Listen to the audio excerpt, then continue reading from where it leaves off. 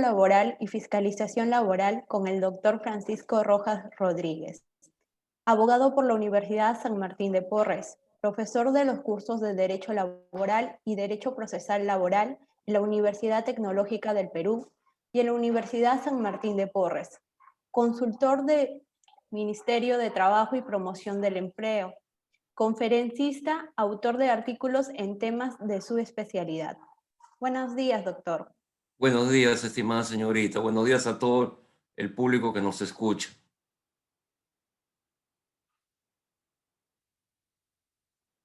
Usted me indica para comenzar la sesión, no hay problema. Puede iniciar, doctor. Ya, muy amable, ya. Ante todo, en primer lugar, buenos días al público presente que nos escucha a través del medio virtual. Agradecemos una vez más al Instituto de Capacitación Jurídica, el ICJ, por confiar nuevamente en mi persona para poder dar inicio a este curso de gran trascendencia. Justamente el tema que me ha tocado el día de hoy es un tema que yo considero básico y medular para el inicio de un diplomado que tiene la finalidad prevista, ¿no?, por el Instituto de Capacitación Jurídica, el ICJ. En ese sentido, el primer tema a tratar el día de hoy es el tema de la contratación laboral directa. Aquí una previa precisión que siempre es bueno tener en consideración. Recordar que el derecho laboral o el derecho del trabajo se divide tradicionalmente en tres segmentos, desde el punto de vista académico, desde el punto de vista de su enseñanza en las aulas universitarias. Es una clasificación tradicional que todo lo que hemos estudiado en las aulas de derecho hemos seguido religiosamente. Primero se estudia el derecho individual, luego se estudia el derecho colectivo y finalmente se estudia el derecho procesal laboral.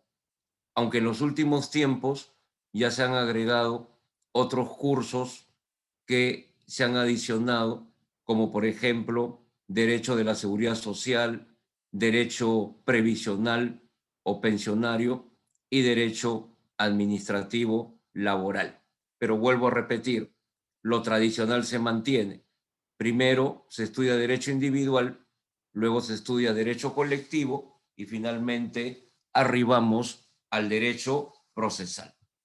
De manera general, recordar que en el derecho individual, la institución nuclear, la institución baluarte, la institución que prácticamente es la emblemática en el derecho individual es justamente el contrato de trabajo, que es lo que vamos a abordar el día de hoy.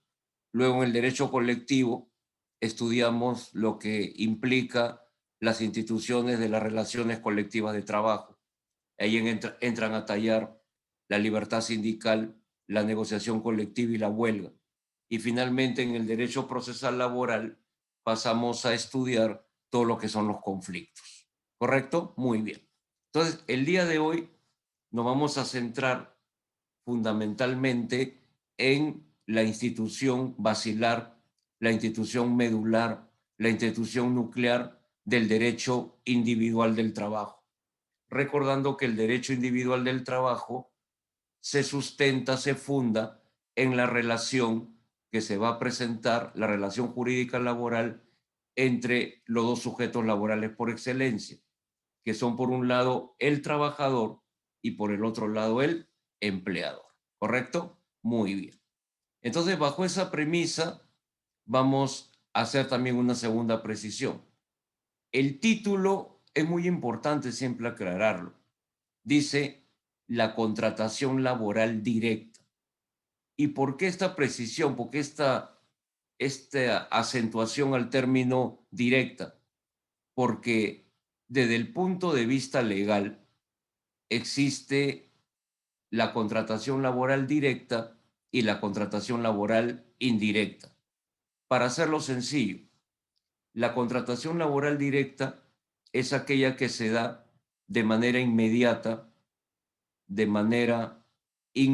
reitero, entre un trabajador y un empleador. Entonces, ese acuerdo, ese contrato de trabajo se genera en una relación inmediata entre el sujeto laboral llamado trabajador y el sujeto laboral llamado empleador. Pues se llama directa porque es una relación que se da de manera inmediata entre ambos, sin ningún intermediario, sin ninguna criba, sin ningún tipo de, ¿no es cierto?, de tercero que intervenga.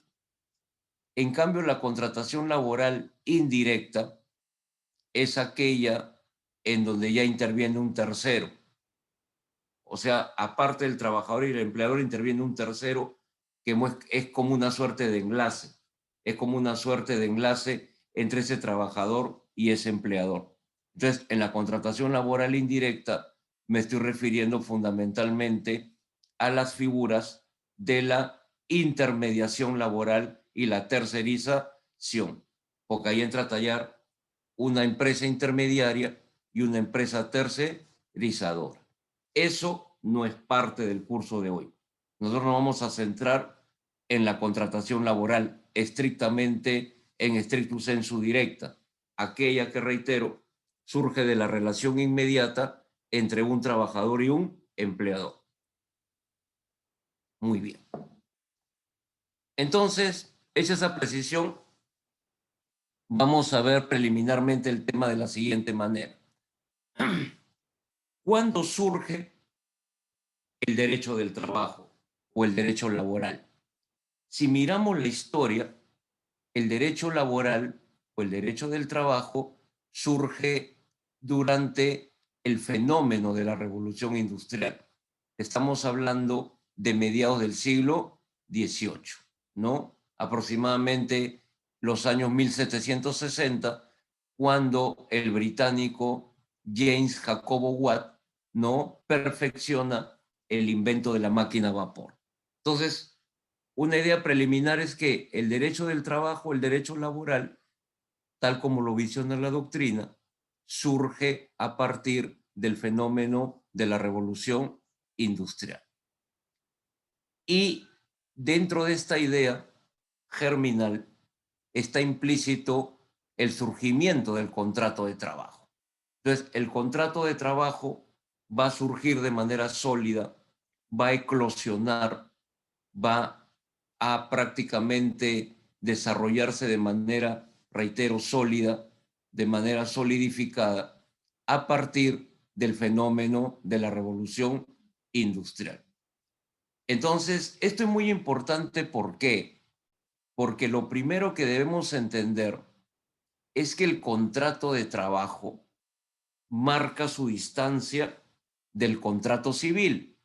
Y también un dato adicional, no hay que olvidar que inicialmente el contrato de trabajo estuvo regulado inicialmente por las reglas de la contratación civil.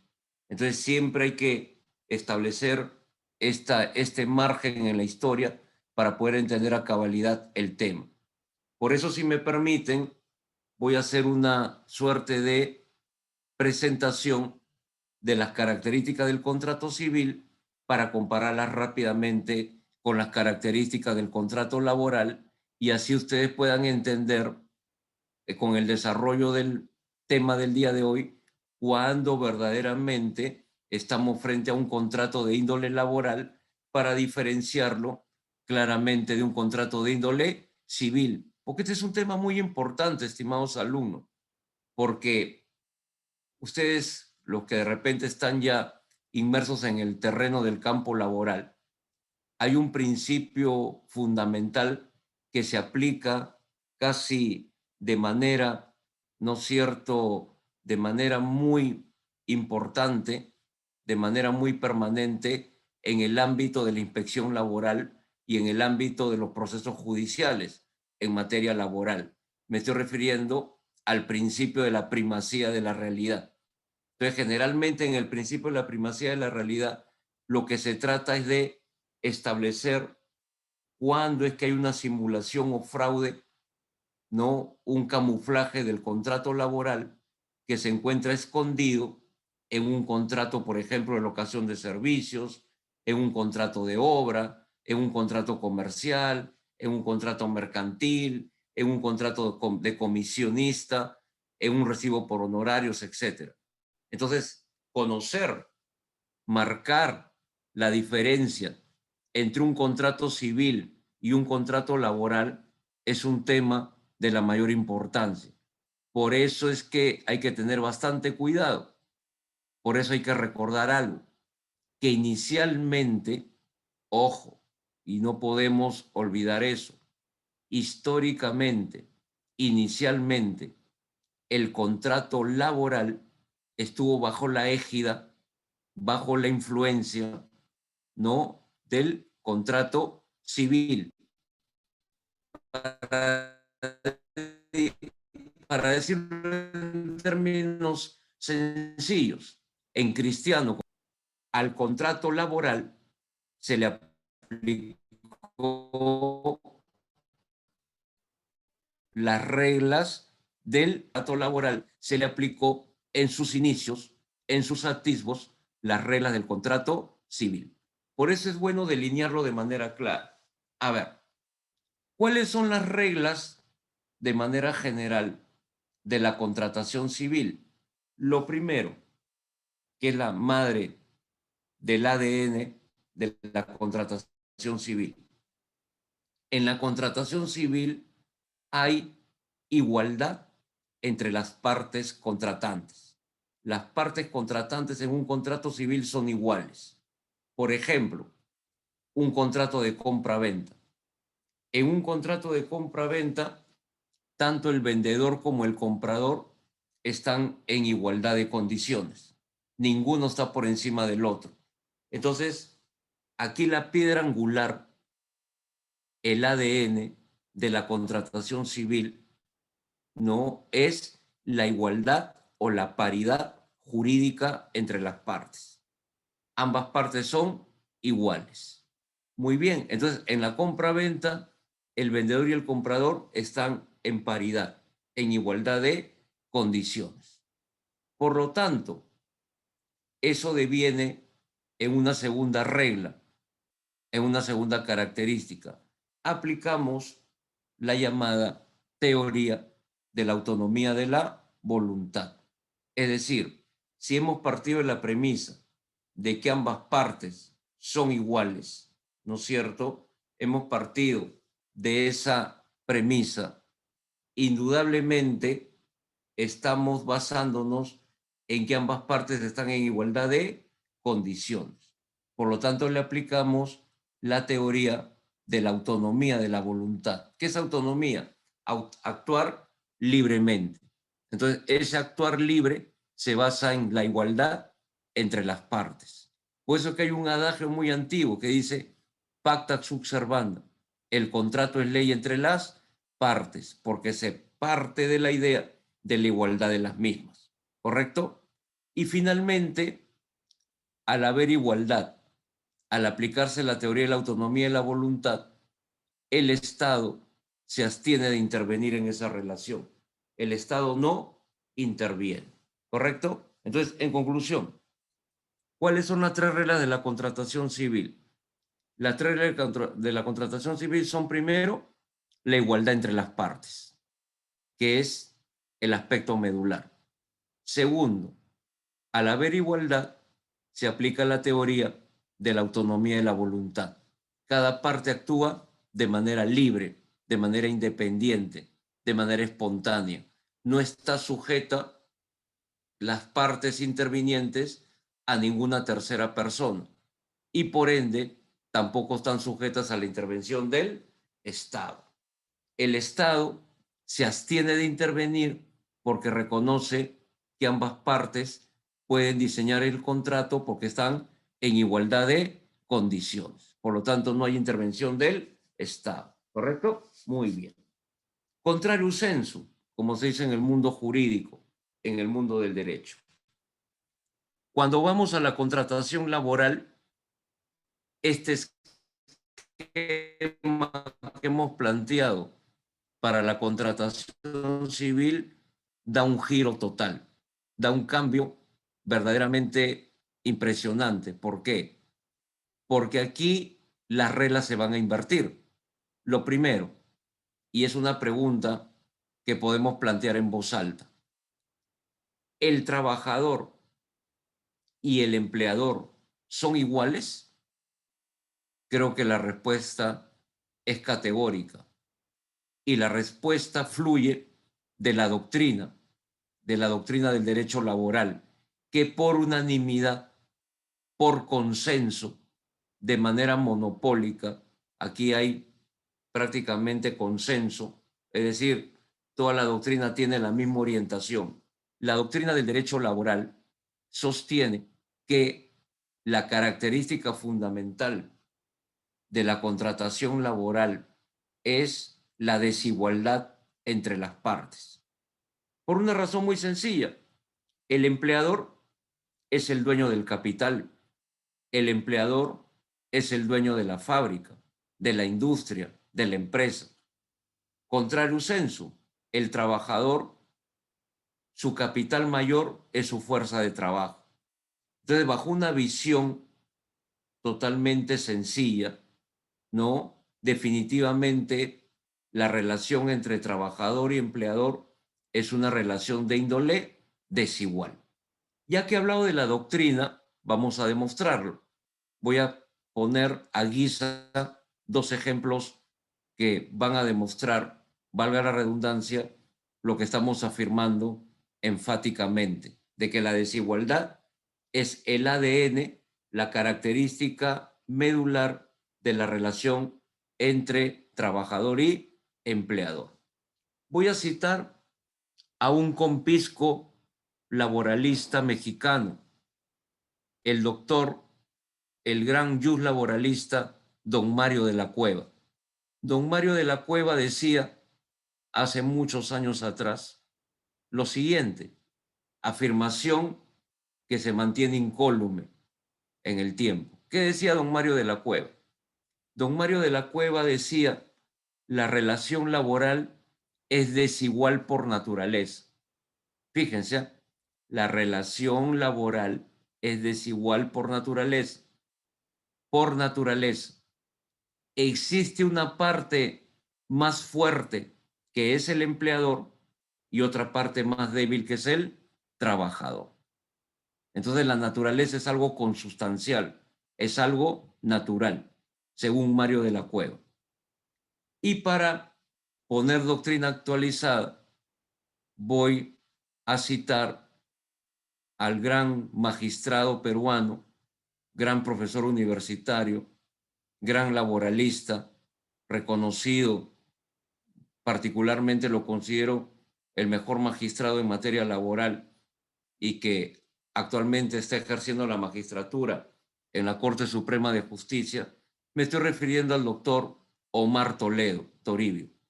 El doctor Omar Toledo Toribio, en una publicación, lo voy a citar textualmente, señalaba que la relación entre trabajador y empleador implica una desigualdad congénita. Él afirmaba en este artículo que el contrato de trabajo implica per se una desigualdad congénita. ¿Qué es lo congénito? Lo natural. Entonces, la desigualdad, desde el punto de vista que querramos verlo, es la característica fundamental, natural, congénita, según el doctor Omar Toledo, yo diría el ADN de la contratación laboral. Entonces, si el contrato laboral implica desigualdad, ustedes comprenderán que no podemos aplicar las reglas del contrato civil, porque sería un despropósito. ¿Cómo voy a aplicar reglas que parten de la premisa de la igualdad de las partes para una relación que muy por el contrario parte de la desigualdad? Por eso es que el contrato civil o el derecho civil ya no tenía cabida en la relación o el vínculo laboral o en el contrato de trabajo. Porque ¿cuál era el punto de quiebre? ¿Qué es lo que imposibilitaba que el contrato civil o la regla de la contratación civil se siguieran aplicando? Justamente la desigualdad. Entonces, la desigualdad es la primera característica del contrato de trabajo y eso nos lleva a cambiar las tres características anteriores. Entonces, primera característica de la contratación laboral, la desigualdad.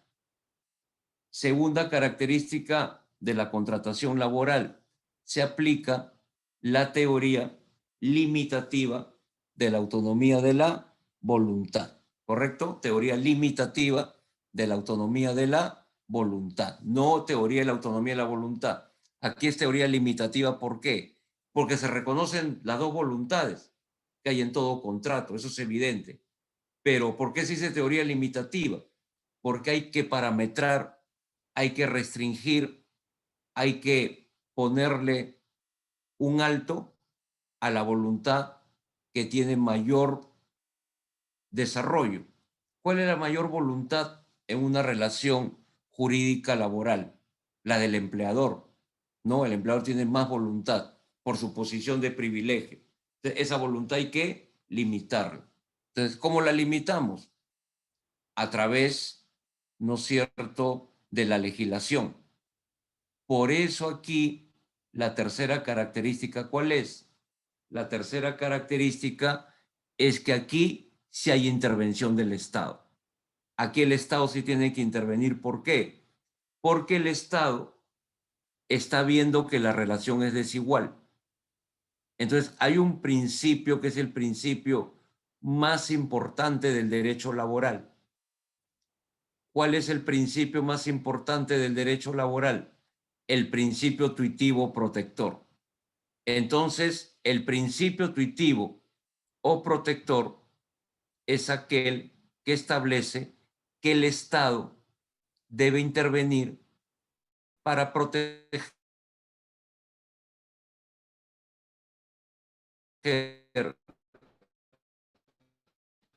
o tutelar a la parte más débil. ¿Para tutelar a quién? Para tutelar o proteger al trabajador, entendiéndose que es la parte más débil de la relación jurídica, la voluntad del empleador, a través de la intervención del Estado, ¿no? Entonces, el Estado da un marco legal en favor del trabajador. Por ejemplo, vital, la ley que establece la jornada de trabajo, la ley que establece el sobretiempo, la ley que establece la CTS, las gratificaciones, el seguro de vida ley, la asignación familiar, las utilidades. O sea, todo el marco legal es lo que el Estado le da al trabajador al momento de relacionarse con el empleador. Entonces, ningún empleador podría celebrar un contrato por menos de la remuneración mínima vital. ¿Me están entendiendo? Entonces, un poco que esa edificación legal, ese andamiaje normativo, ¿correcto?, va a servir para que el Estado proteja al trabajador y para limitar el poder del empleador. Entonces, en resumen, para pasar a otro punto rápidamente, ¿cuáles son las tres características de la contratación civil? Igualdad, teoría de la autonomía de la voluntad y no intervención del Estado. Contrario censo. ¿Cuáles son las tres características de la contratación laboral?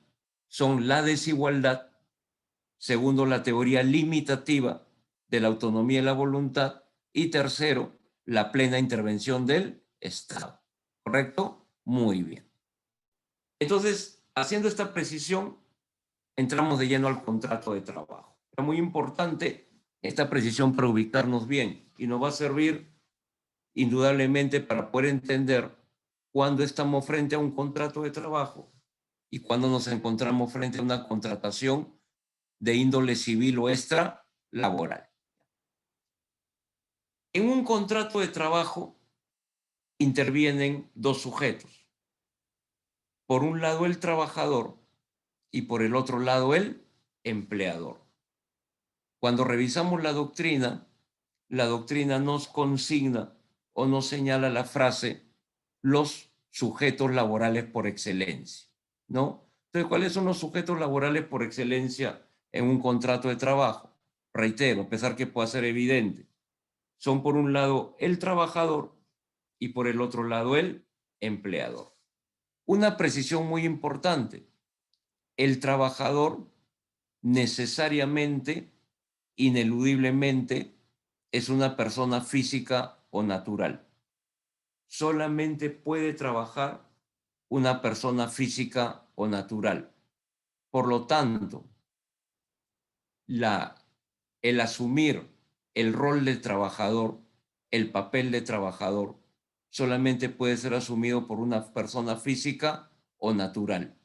Por lo tanto, si estamos afirmando eso enfáticamente, ello quiere decir que no puede ser trabajador una persona jurídica, ¿ok?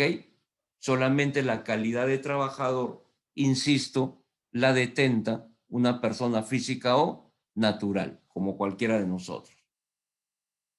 Cuando vamos y cruzamos la acera de al frente, en cambio, la calidad de empleador puede ser asumida indistintamente por una persona física o por una persona jurídica. Entonces, reitero, la calidad de empleador puede ser asumida por una persona física o natural, pero también por una persona jurídica.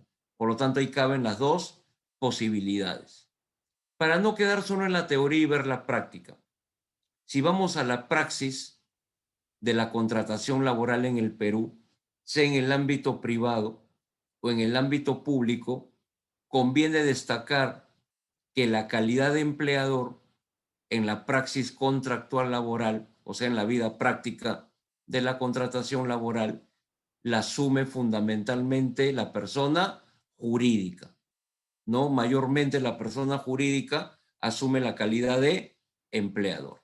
Entonces, en resumen, los dos sujetos laborales por excelencia son, en un contrato de trabajo, por un lado el trabajador, que solamente puede serlo una persona física o natural, y por el otro lado el empleador, que puede ser asumido ese rol por una persona física o natural, pero también por una persona jurídica, cabiendo destacar que en la práctica el rol de empleador es asumido mayoritariamente por una persona jurídica. Muy bien. Ahora vamos a uno de los temas emblemáticos de la contratación laboral. Me estoy refiriendo a los elementos esenciales del contrato de trabajo. Prestemos bastante atención porque este es, como se diría en el argot académico, el tema emblemático, no el tema fundamental de todo el tratamiento de la contratación laboral.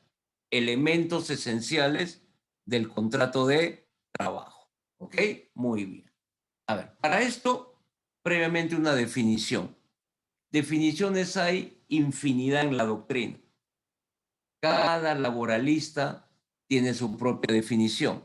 Sin embargo, yo siempre elijo una de las más sencillas y que es propuesta por un gran jurista que todos los que hemos estudiado derecho y hemos estado o hemos pasado por las aulas de derecho, lo recordamos claramente porque fue uno de los primeros juristas que nos tocó revisar por o en los primeros trabajos que nos dejaron en los primeros cursos en la facultad.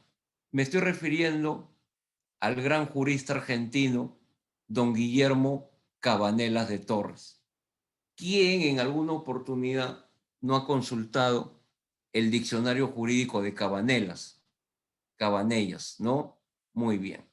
Don Guillermo Cabanellas o Cabanelas de Torres fue reconocido también como un compisco y gran laboralista. Entonces, don Guillermo Cabanelas, inclusive hay una sociedad, Guillermo Cabanelas, que reúne a laboralistas de varios países. Pero en concreto, ¿qué nos decía Cabanelas de manera sencilla?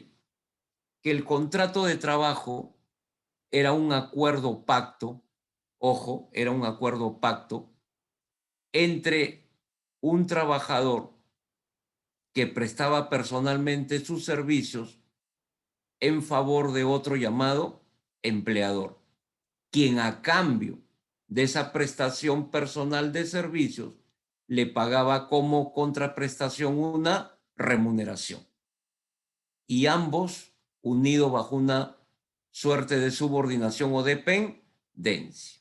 ¿Ok? Entonces, si hemos prestado bien atención a la definición de Cabanelas, que es totalmente sencilla, de esta definición fluyen los tres elementos esenciales del contrato de trabajo. ¿Cuáles son estos tres elementos esenciales? La prestación personal del servicio por el lado del trabajador, primer elemento esencial, prestación personal del servicio. Por el lado del empleador, el pago de la remuneración y finalmente la subordinación o dependencia. Entonces, repito, reitero, ¿cuáles son los tres elementos esenciales del contrato de trabajo? Bajo una visión de la doctrina, bajo una visión de la ley, bajo una visión de la jurisprudencia. Este es un tema ya cerrado. Tanto la doctrina, la legislación laboral, como la jurisprudencia cierran filas en torno a que el contrato de trabajo está compuesto por tres elementos esenciales. ¿Correcto? ¿Cuáles son esos tres elementos esenciales? Primero, la prestación personal del servicio por parte del trabajador. Segundo, el pago de la remuneración por parte del empleador. Y tercero, la subordinación o dependencia, que es el resultado de la desigualdad entre ambos, que ya hemos conversado. Recordemos que la desigualdad es la piedra angular, la piedra congénita, la piedra natural que se da en la relación entre un trabajador y un empleador. Por lo tanto, si hay desigualdad, la lógica nos indica que existe subordinación, ¿no? El empleador está por encima del trabajador. El trabajador está subordinado al empleador. Miren qué interesante, ¿no? Eso demuestra plenitud la desigualdad, porque alguien nos podría preguntar, doctor, ¿y por qué la subordinación o la dependencia demuestra la presencia de la desigualdad? Lógico, porque si hay subordinación o dependencia, y nos vamos al DRAI, al Diccionario Real Academia Española, subordinación o dependencia implica la presencia de una parte por encima de la otra. Si hubiera igualdad entre trabajador y empleador, no existiría subordinación, por lógica, porque subordinación es el resultado de una relación desigual, no de una relación igualitaria. En una relación de igualdad no existe subordinación o dependencia. Un poco lo estamos demostrando ya desde el punto de vista, ¿no es cierto?, de la semántica. Muy bien. Entonces, insisto, los tres elementos esenciales del contrato de trabajo son, primero, la prestación personal del servicio por parte del trabajador. Segundo, el pago de la remuneración por parte del empleador. Y tercero, la subordinación o dependencia. ¿Qué le dije hace unos instantes? Que la presencia de esos tres elementos esenciales ha sido ratificada por la doctrina. Acabamos de mencionar el concepto de don Guillermo Cabanelas de Torres, pero también ha sido ratificada por la ley y por la jurisprudencia. A ver, por la ley. Un tema que sí es bueno recordar y precisar. ¿Cuál es la norma laboral? ¿Cuál es la ley laboral que regula el contrato de trabajo? O sea, que regula todo lo que estamos explicando, ¿no? Ahí está el contrato de trabajo, sus elementos esenciales, su clasificación. ¿no? Que son los dos temas que vamos a desarrollar el día de hoy. ¿Dónde está diseñado, desarrollado el contrato de trabajo? El contrato de trabajo se encuentra regulado el día de hoy o al día de hoy en el texto único ordenado del decreto legislativo 728, llamada Ley de Productividad y Competitividad Laboral, ¿no?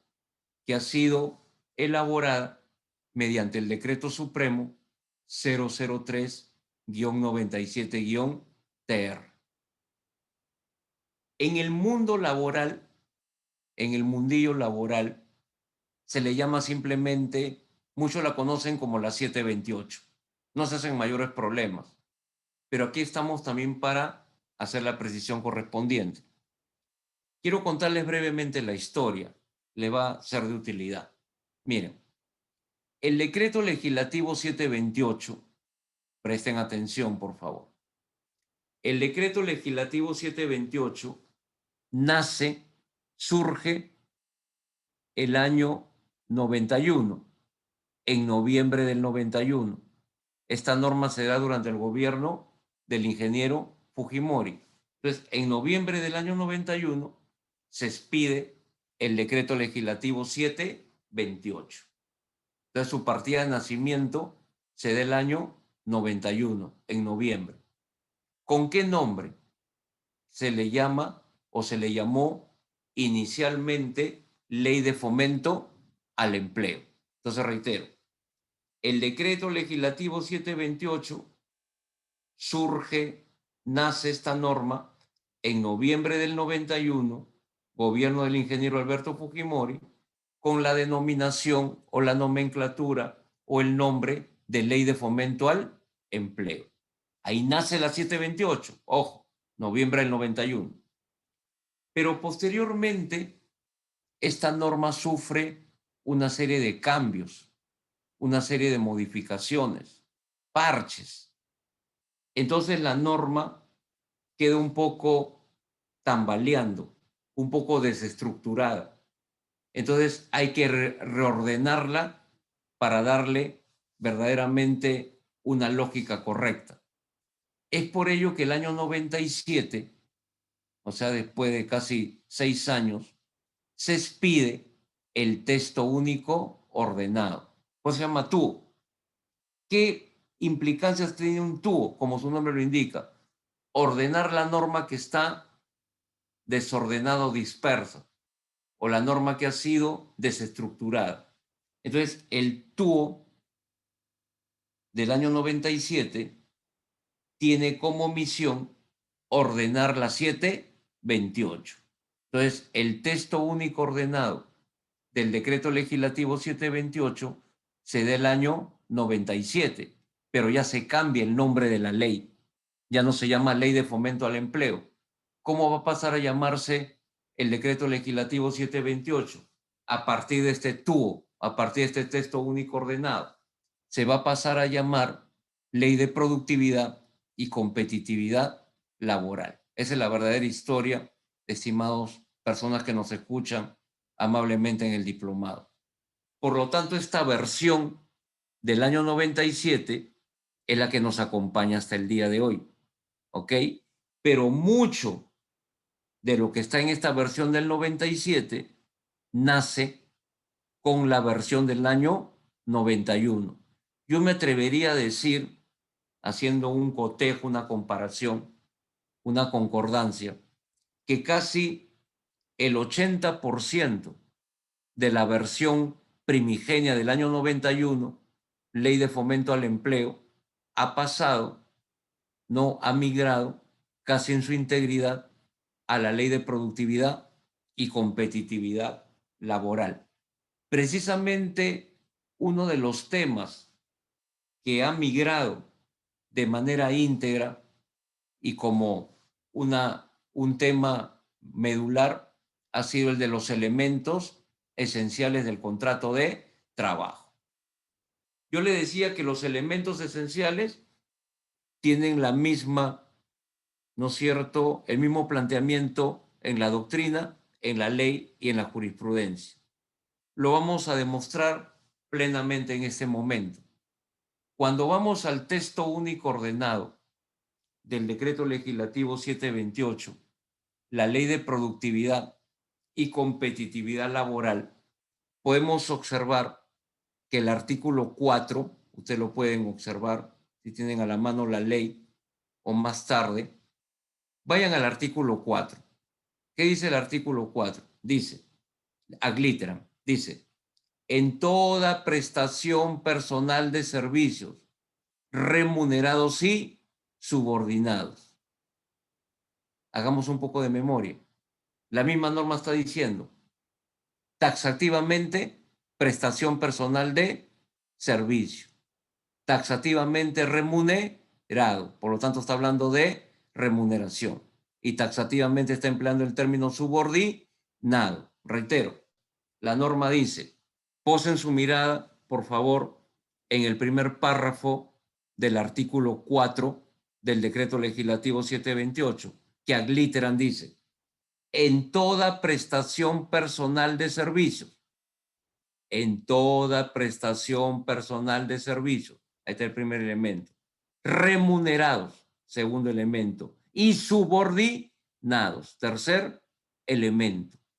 Por lo tanto, esta es una prueba fehaciente de la presencia de los tres elementos esenciales del contrato de trabajo. Vamos a analizar rápidamente cada uno, pero no sin dejar de incidir en algo importante. La norma nos habla, la doctrina y la jurisprudencia, del término elementos esenciales del contrato de trabajo. Por lo tanto, si hablamos de elementos esenciales, ¿qué es lo esencial? Aquello que tiene que estar presente, aquello que no puede faltar, aquello de lo que no se puede adolecer, puesto que si faltara este elemento, sencillamente ya no nos encontraríamos frente a un contrato de trabajo. Entonces, acá hay una idea que es muy importante tenerla en consideración, que cuando hablamos de elementos esenciales del contrato de trabajo, estamos en términos sencillos queriendo decir que la presencia de estos elementos es ineludible, que la ausencia de uno de ellos implicaría ya no estar frente a un contrato de trabajo, que para que estemos frente a un auténtico, a un típico contrato de trabajo, deben concurrir necesariamente los tres elementos: prestación personal del servicio, pago de remuneración y subordinación o dependencia. Los tres elementos son concurrentes, se tienen que presentar inexorablemente a la vez. Un ejemplo sencillo, a ver, para que me entiendan, un caso muy didáctico. Ustedes han visto a estas personas que tienen chalecos, a veces en los centros de salud, por ejemplo en los hospitales del MINSA o en los hospitales de salud, que dicen voluntariado. Son personas, por ejemplo, que apoyan a los pacientes, orientándolos, no acompañándolos, hacen una labor loable. Ya. El que desarrolla el voluntariado, el que es un voluntario, presta personalmente el servicio, sí, ¿correcto? Porque él mismo lo desarrolla, él mismo lo desenvuelve. Está subordinado también, porque recibe las órdenes de salud o las órdenes del MINSA o de las áreas para llevar a cabo su labor. Entonces, hay prestación personal del servicio y hay subordinación. Pero que no tiene el voluntariado. El que realiza la labor de voluntariado lo hace por razones loables, lo hace ad honorem, ¿correcto? No percibe pago alguno. Por lo tanto, ¿qué elemento esencial del contrato de trabajo no se presenta en el voluntariado, el elemento de la remuneración. Por ende, el que lleva a cabo un voluntariado no genera un vínculo, una relación laboral, no es un contrato de trabajo, ¿correcto? El contrato del voluntariado no es un contrato de trabajo porque carece del elemento, ¿no es cierto?, remuneración. Otro ejemplo práctico. A ver, el contrato de locación de servicios, artículo 1764 del Código Civil. El locador presta personalmente el servicio, o sea, el locador, el que presta el servicio, ¿no? El locador, ¿presta personalmente el servicio? Sí. ¿Percibe una retribución? También. Que podíamos, ¿no es cierto?, colocarlo de manera análoga como si fuera remuneración. Por lo tanto, el locador en un contrato de locación presta personalmente el servicio, percibe una retribución. Pero ojo, ¿el locador está subordinado? No, el locador presta su labor de manera autónoma, de manera independiente.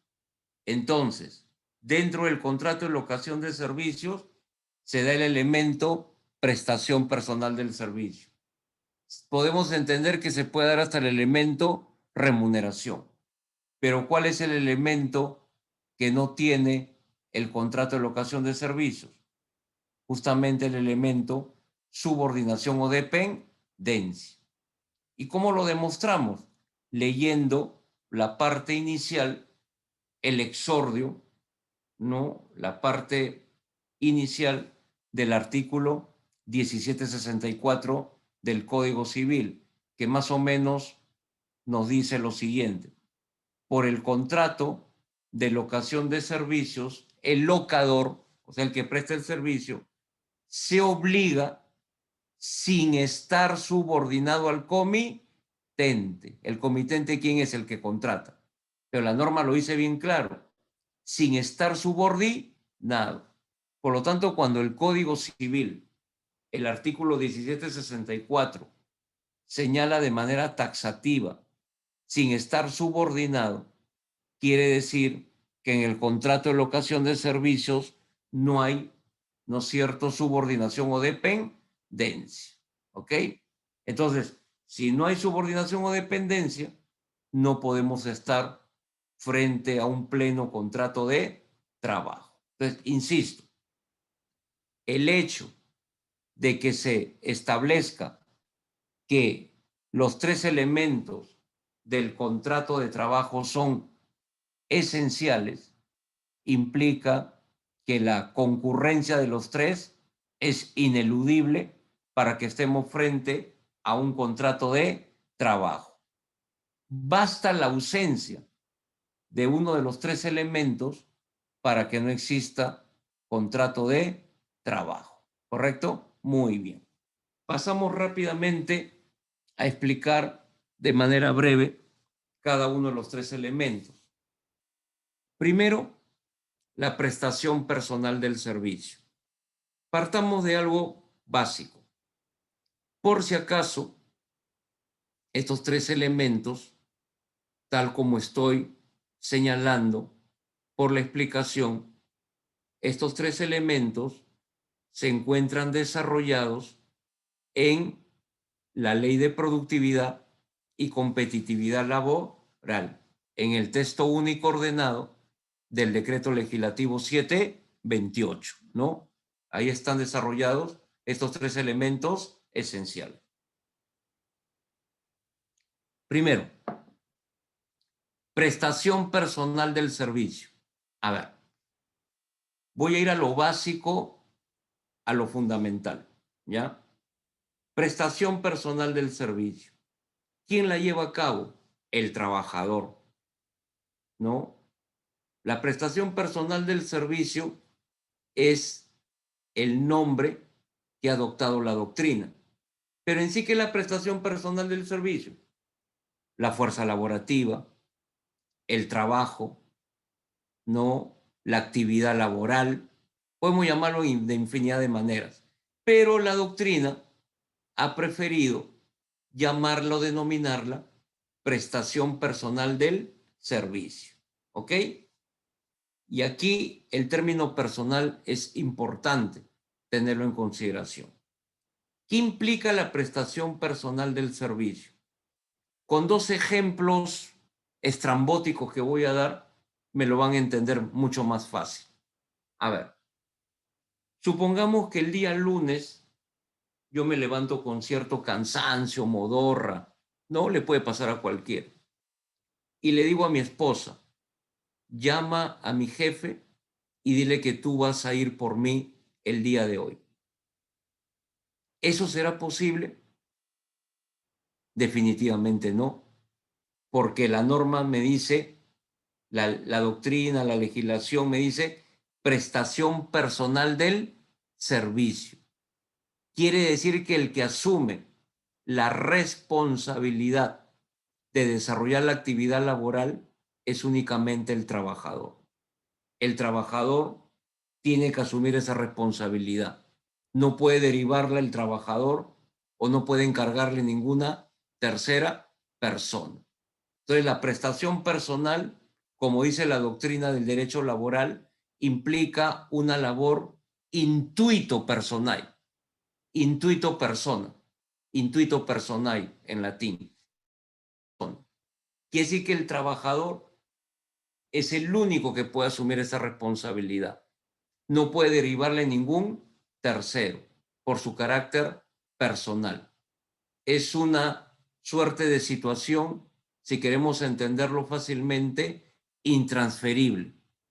No puedo delegarla a ninguna tercera persona. Por lo tanto, en el ejemplo exagerado o estrambótico que he dado, quiere decir que ese trabajador tiene dos opciones, como las dos caras de una moneda. ¿Cuáles son esas dos opciones? Si no va a trabajar por un tema de salud, será un descanso justificado y se le pagará el día no laborado, porque hay un respaldo en un certificado médico, en un descanso médico. Pero si el trabajador está inasistiendo por una causa injustificada, no tiene cómo acreditar esa inasistencia, se le hará el descuento correspondiente. Pero lo que quiero que me entiendan es que por la prestación personal del servicio, ninguna persona puede ir en su lugar a reemplazar su obligación laboral. ¿Ok? Entonces no hay una delegación hacia ninguna tercera persona. Un segundo ejemplo estrambótico, porque es lo que se perfila en la lectura del decreto legislativo 728. Supongamos que yo le digo a mi primo, ¿sabes qué? Primo, acompáñame a trabajar el día de hoy. Me acompañas a mi oficina, me ayudas a hacer la documentación, etc. ¿Eso será posible?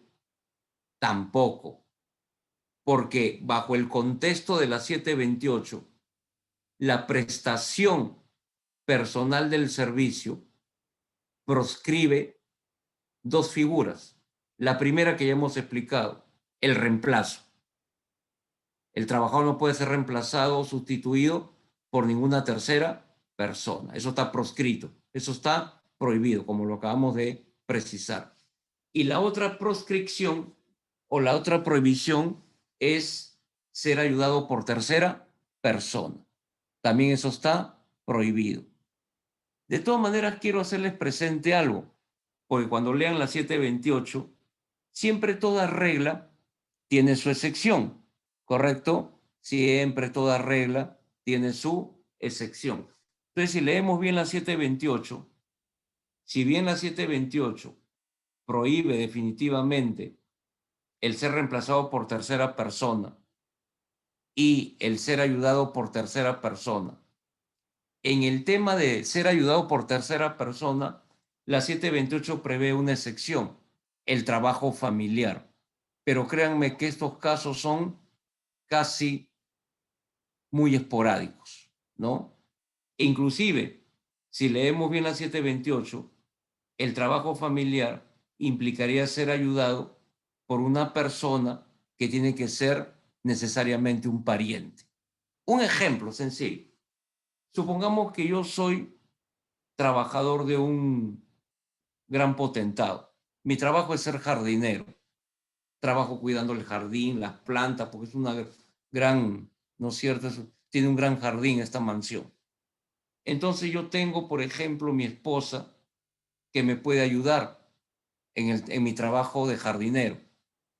Y ahí se cumple con la ley porque es un pariente cercano, que es lo que exige el trabajo familiar. Por eso le decía que son casos muy esporádicos. Entonces reitero, el primer elemento, prestación personal del servicio, estaría implicando fundamentalmente que ese trabajo tiene que ser desarrollado sí o sí por el propio trabajador. Por lo tanto, hay dos restricciones frente a este elemento. Primero, el ser reemplazado por tercera persona y segundo, el ser ayudado por tercera persona.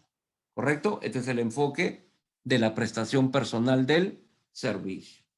Entonces, cuando el trabajador presta personalmente el servicio, a cambio, como contrapartida, recibe por parte del empleador el pago de una remuneración, ¿no? Que es el segundo elemento esencial. Entonces, en el tema de la remuneración, ojo, en el tema de la remuneración, vamos a dar también lo básico. Desde un punto de vista eminentemente económico, la remuneración le sirve al trabajador para satisfacer sus necesidades y la de su entorno familiar, ¿no? Con la remuneración yo adquiero bienes, yo adquiero servicios que van a servir para mi subsistencia, para mi sobrevivencia y para mi entorno familiar. Por eso es que se dice que la remuneración tiene carácter alimenticio. Y recordemos que según nuestra Constitución, la remuneración, ojo, todo trabajo, ¿qué dice la Constitución? Todo trabajo debe ser debidamente remunerado. Por lo tanto, ya no existe esa idea como hace 30, 40 años atrás, que se hablaba del trabajo ad honorem, ¿no? O sea, ad honorem es sin recibir honorario, sin recibir retribución o sin recibir remuneración. Para el derecho laboral no existe la posibilidad del trabajo ad honorem. Todo trabajo tiene que ser debidamente remunerado. Así lo consagra la Constitución y así lo consagran los convenios de la Organización Internacional del Trabajo, porque finalmente con esa remuneración el trabajador subsiste, el trabajador sobrevive. Y como dice el doctor Javier Neves Mujica, connotado laboralista peruano, en su libro Introducción al Derecho del Trabajo o Introducción al Derecho Laboral, el doctor Javier Neves destaca que la remuneración tiene una finalidad productiva, ¿no es cierto? Es decir, es legítimo que todo trabajador exija una retribución a cambio de la prestación personal de sus servicios. ¿Ok? Muy bien. Ahora, si vemos bien la 728 establece 3 sistemas de remuneración. Presten atención. Primero, la remuneración íntegramente en dinero, íntegramente dinerario. Segundo, la remuneración íntegramente en especies. Y tercero, la remuneración mixta, parte en dinero y parte en especies. ¿Ok? Reitero, tenemos 3 sistemas de remuneración según la 728. Remuneración íntegramente en dinero, totalmente en dinero. remuneración íntegramente en especies, totalmente en especies, y remuneración mixta, parte en dinero y parte en especies. Hago esta aclaración y toco este tema porque es importante por lo siguiente. Ojo, ojo, observa. La remuneración íntegramente en dinero o íntegramente dineraria es la más tradicional. Es la que vemos que prácticamente es la que se aplica en mayor medida, ¿no? A todos nos remuneran en dinero. Puede ser en soles, en euros, en dólares, etc. La cosa es que nos remuneran en dinero que es de circulación, ¿no? Moneda de circulación. Muy bien. La segunda posibilidad que franquea la ley es la remuneración íntegramente en especies. Pero acá viene el problema. Recuerden que hay un convenio, que es el convenio 95, reitero, el convenio 95 de la OIT, de la Organización Internacional del Trabajo, que proscribe o prohíbe la remuneración íntegramente en especies, porque eso afectaría el derecho de subsistencia, ¿no es cierto? Supongamos, pues, a ver, ya que hablamos de ejemplos estrambóticos, supongo que yo trabajo en la fábrica Frito Lays y todos los fines de mes viene un camión, se cuadra en la puerta de mi casa y me deja papitas fritas, chisitos, etcétera, etcétera. Productos Frito Lays. La pregunta es, ¿yo y mi familia vivimos o nos alimentamos exclusivamente esos productos? No. ¿Qué tendría que hacer? Tendría que venderlos. Entonces, esto está afectando mi derecho de subsistencia, de sobrevivencia. Por eso es que este convenio 95 de la OIT señala que la remuneración en especies como máximo debe alcanzar el 30% del total de la remuneración. Dicho en términos sencillos, del 100% de la remuneración de un trabajador, solamente el 30% como máximo puede ser en especies. Por lo tanto, este convenio 95 prohíbe la remuneración íntegramente en especies. Y esa es la interpretación que se le da. Por eso, en verdad, esta mención de la remuneración íntegramente en especie por parte de la 728 hay que tomarla con pinzas.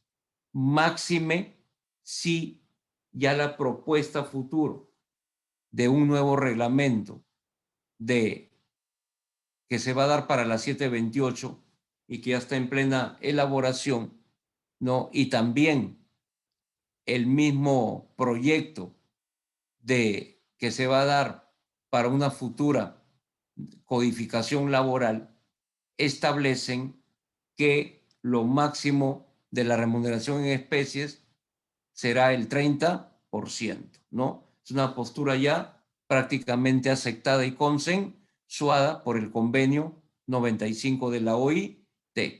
Por lo tanto, bajo esa explicación, ¿qué sistemas remunerativos estarían quedando? Solamente dos.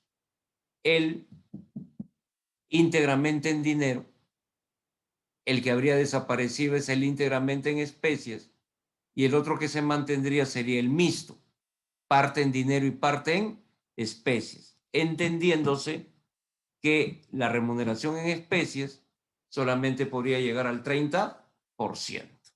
Muy bien.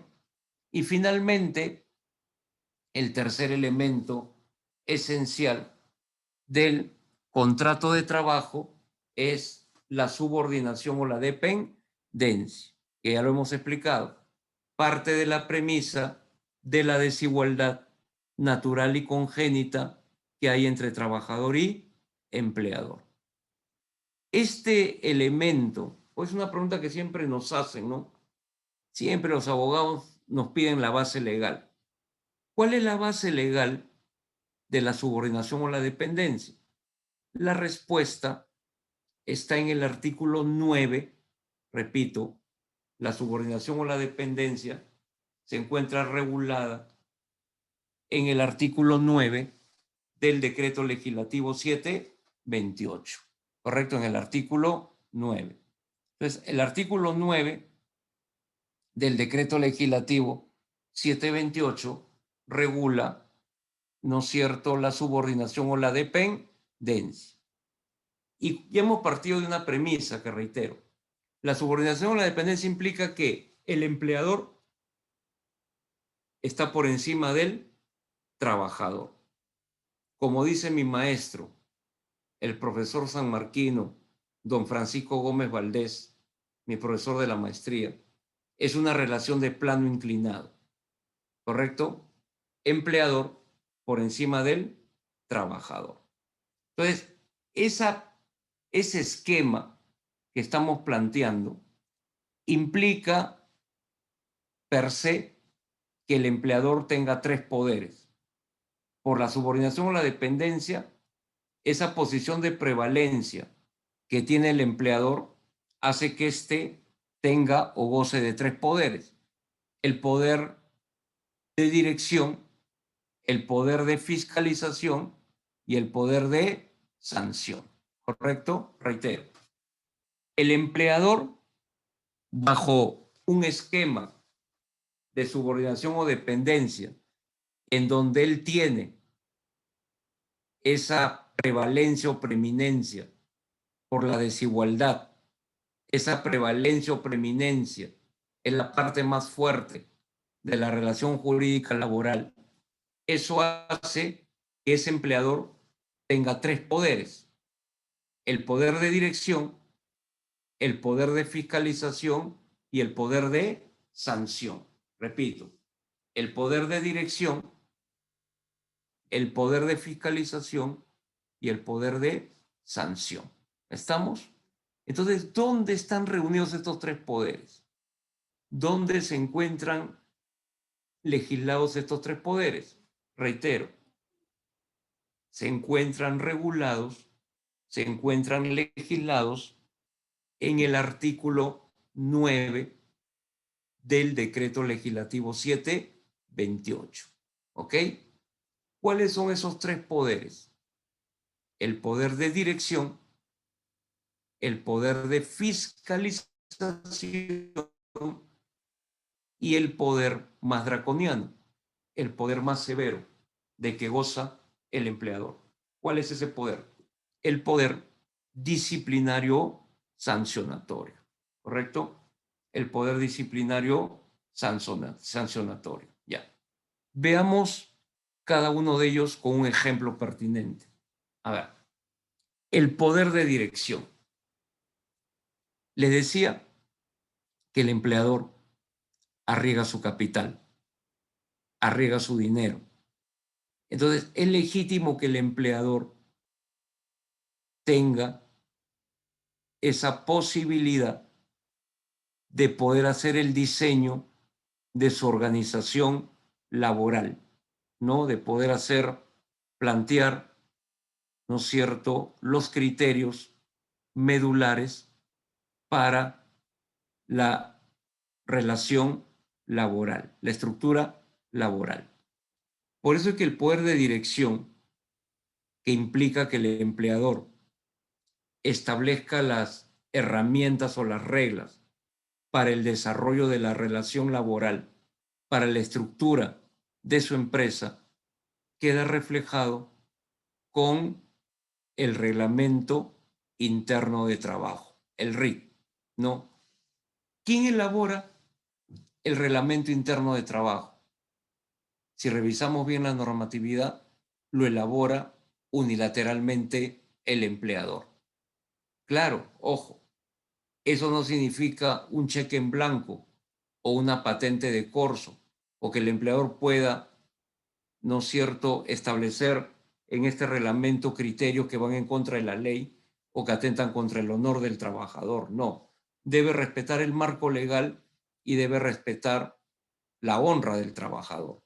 Pero finalmente el empleador tiene, por imperio de la ley, esa posibilidad de elaborar el reglamento interno de trabajo.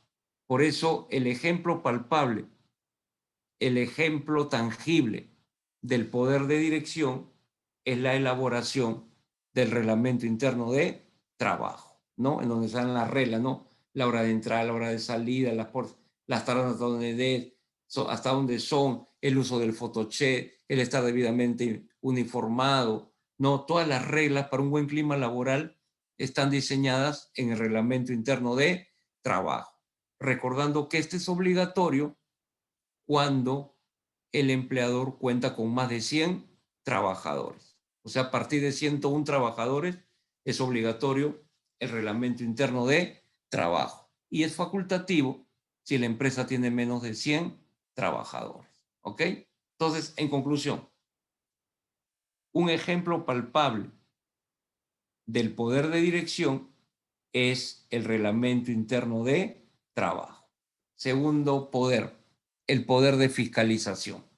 ¿Qué es fiscalizar? Observar, monitorear, estar al tanto del comportamiento o la conducta del trabajador o de los trabajadores.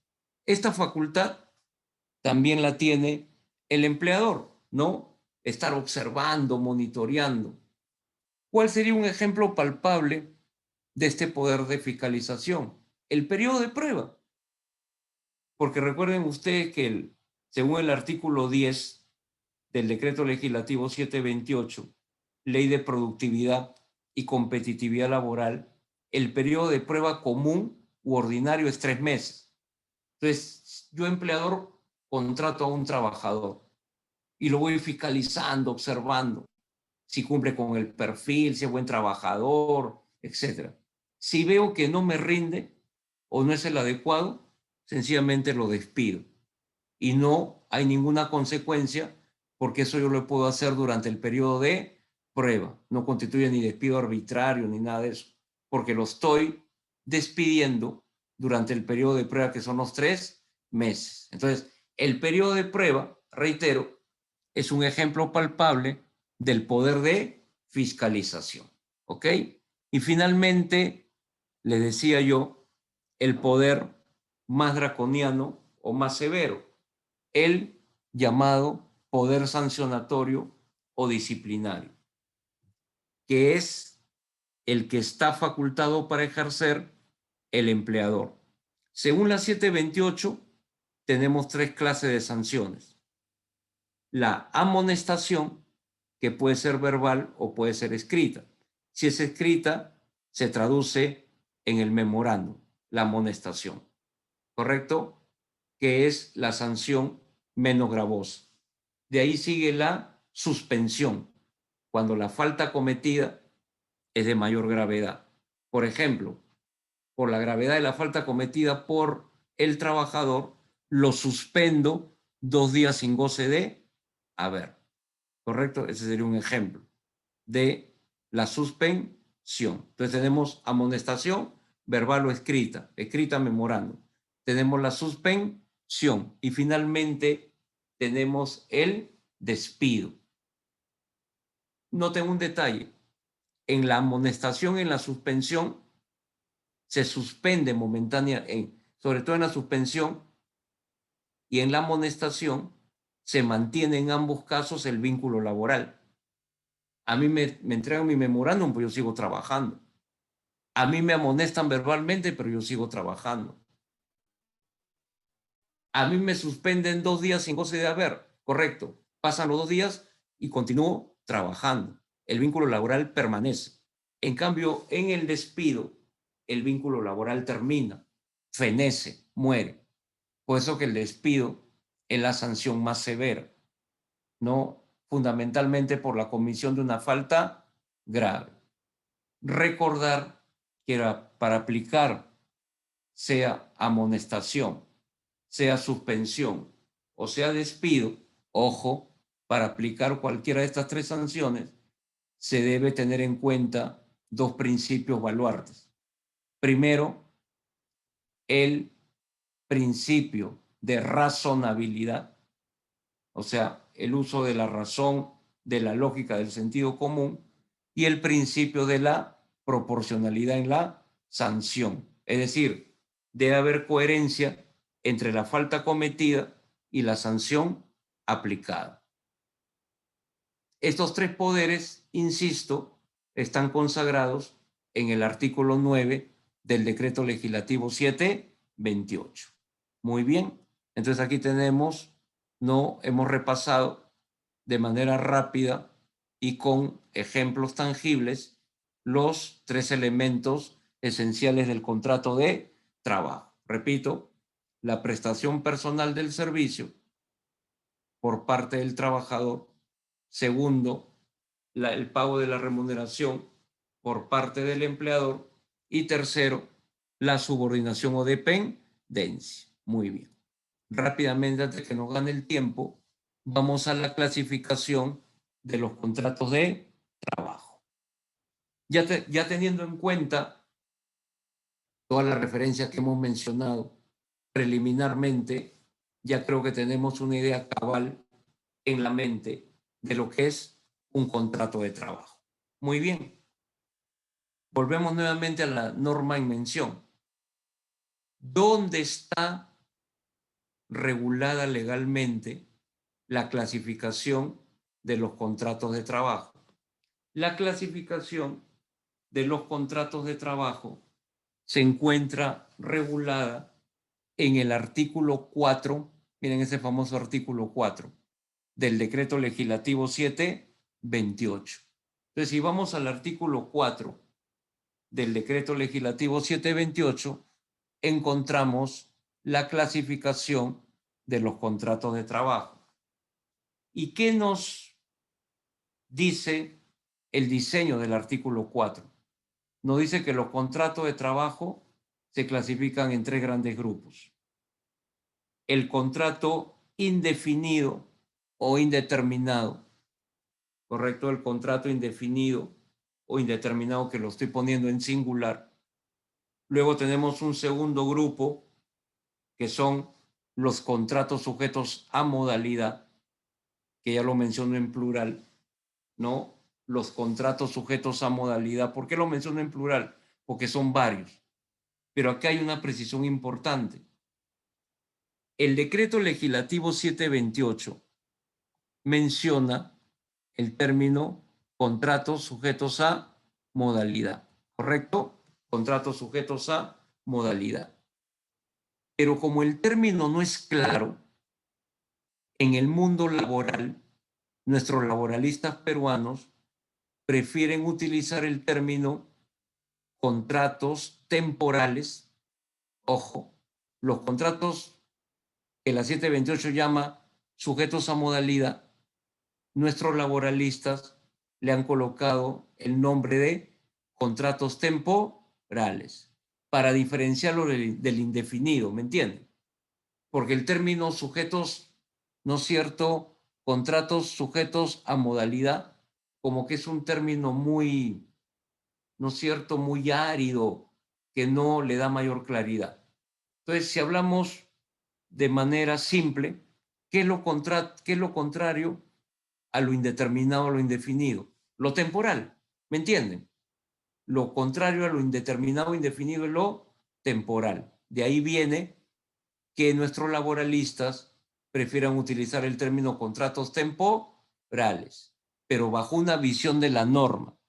Si somos estrictamente legales, si somos legalistas, el término de la 728 es contratos sujetos a modalidad. Pero insisto, se le llama también contratos temporales y también otros autores los llaman contratos, no contratos a plazo fijo o contratos a plazo determinado. Y finalmente tenemos el llamado contrato en régimen de tiempo parcial, más conocido en el mundo laboral como contrato part-time, que es para aquellas personas que laboran menos de 4 horas diarias. Entonces, ¿dónde están desarrollados? ¿Dónde están mencionados expresamente estos tres contratos? Están desarrollados y mencionados expresamente reitero, en el artículo 4 del decreto legislativo 728. ¿Correcto? En el artículo 4 del decreto legislativo 728. Ya. Vamos al análisis general de cada uno de ellos. A ver, primero, el contrato indeterminado o indefinido. Desde un punto de vista doctrinario y bajo el espíritu que se deduce del decreto legislativo 728,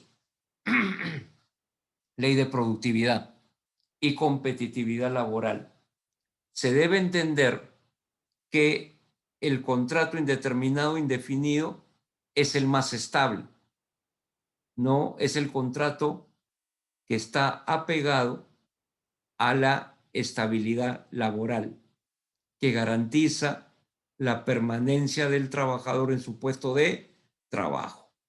Entonces, cuando nos preguntan cuál es el contrato más estable, cuál es el contrato que garantiza la permanencia del trabajador en su puesto de trabajo, es el contrato indeterminado indefinido. Su mismo nombre lo dice, indeterminado o indefinido.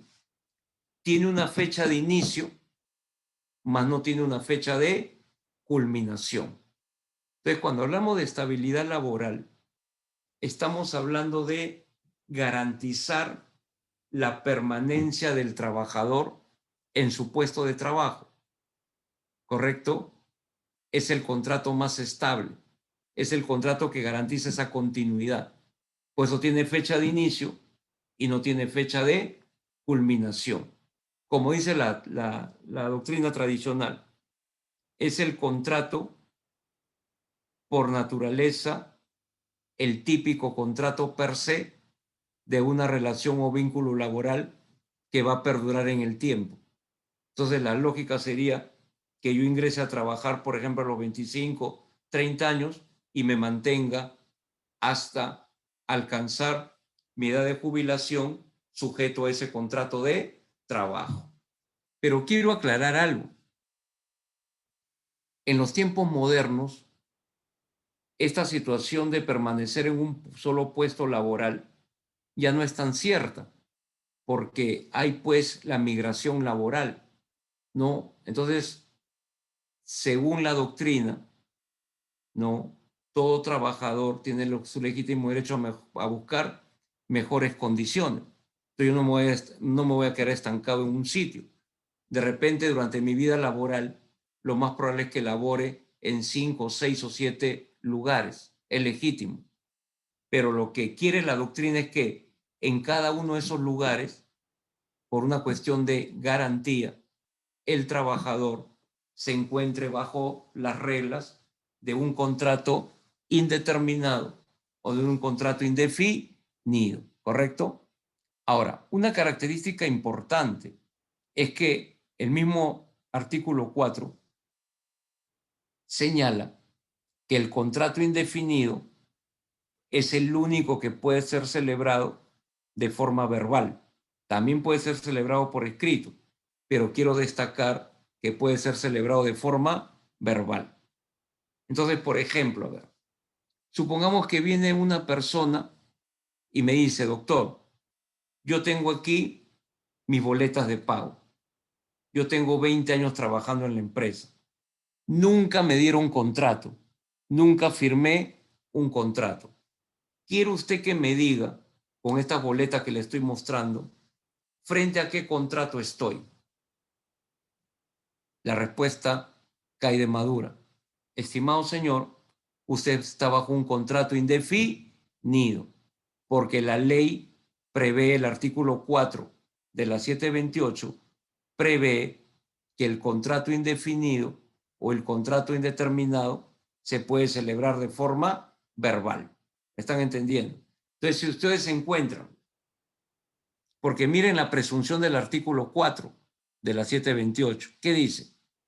En toda prestación personal de servicios remunerados y subordinados, se presume la existencia de un contrato de trabajo a plazo indeterminado.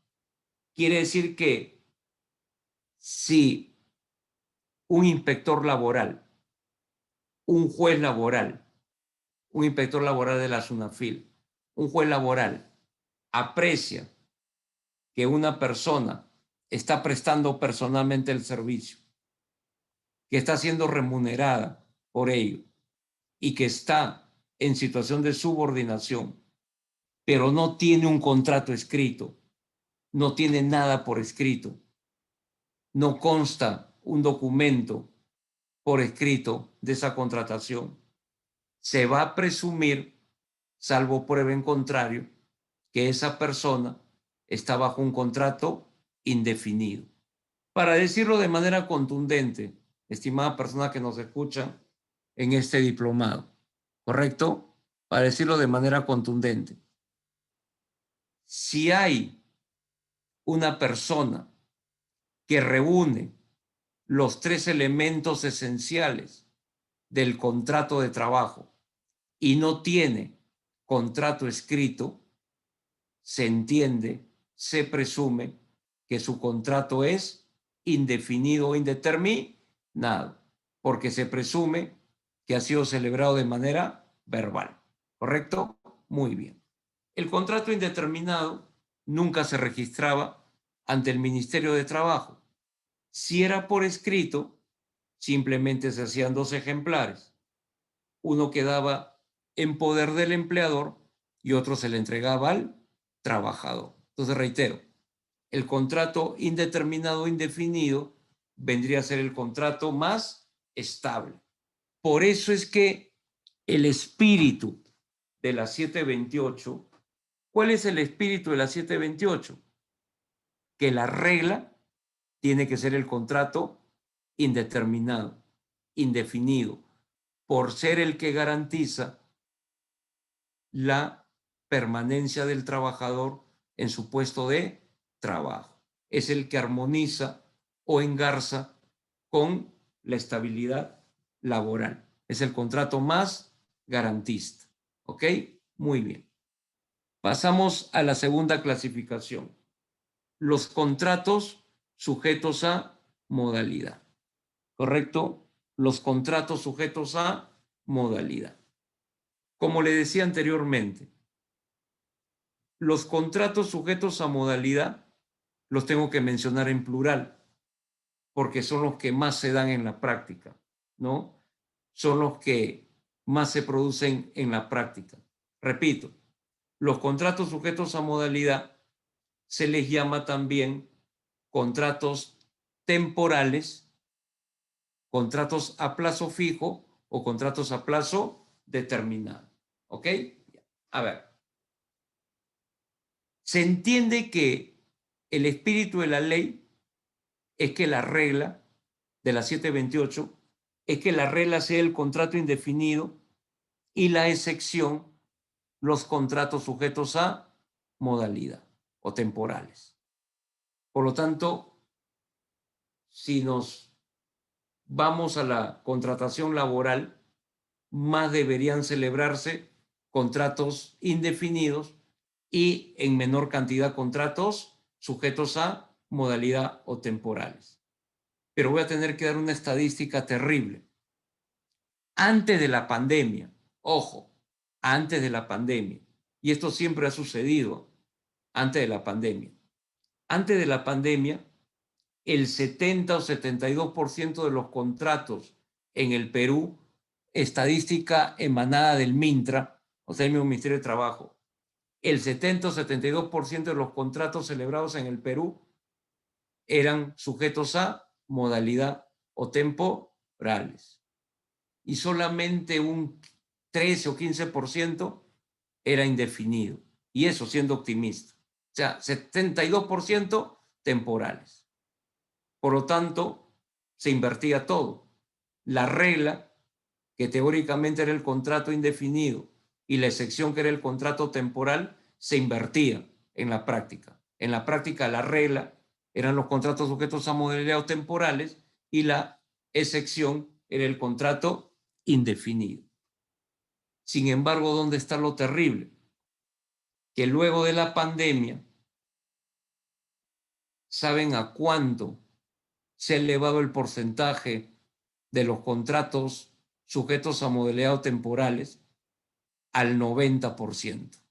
O sea, en la actualidad, el 90% de trabajadores en el Perú está siendo contratado por contratos sujetos a modalidad temporales.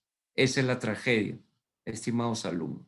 Es un tema que verdaderamente va a tener que verlo, ¿no? Va a tener que ser materia de fiscalización por parte de la SUNAFIL. Entonces, la mayoría de empleadores, basándose en la pandemia, etcétera, etcétera, en la coyuntura, está contratando el 90% bajo contratos sujetos a modalidad temporales.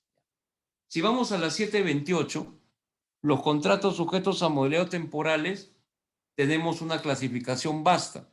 Tenemos, por ejemplo, inicio, incremento de actividad, necesidad de mercado, reconversión empresarial, ocasional accidental, suplencia, emergencia, contrato de obra de determinado servicio específico, intermitente, de temporada, ¿no? Tenemos varias variables, ¿ok?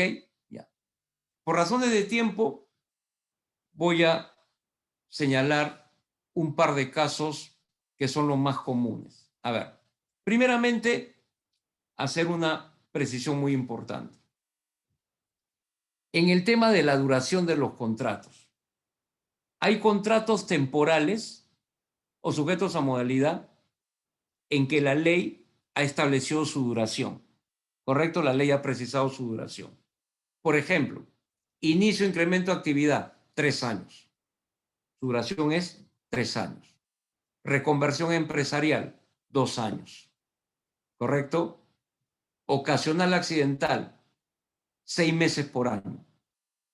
Pero hay otros contratos en donde la ley no ha mencionado su duración.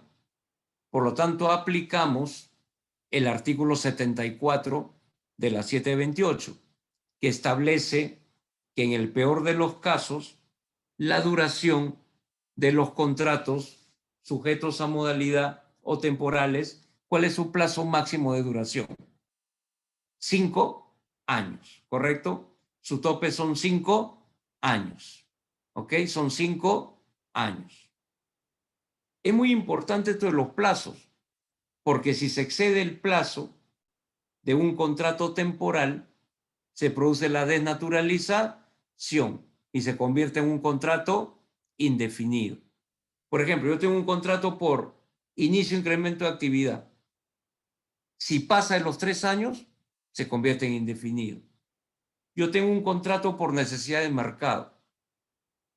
A necesidad de mercado le aplico los 5 años, porque la ley no precisa el tiempo. Por lo tanto, como le decía, le aplico los 5 años.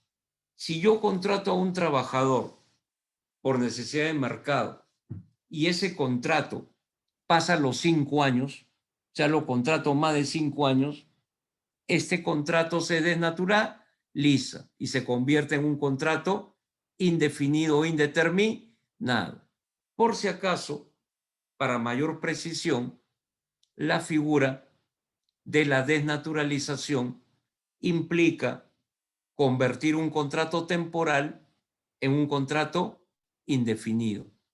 La desnaturalización se encuentra regulada, se encuentra contemplada en el artículo 77 del texto único ordenado del decreto legislativo 728.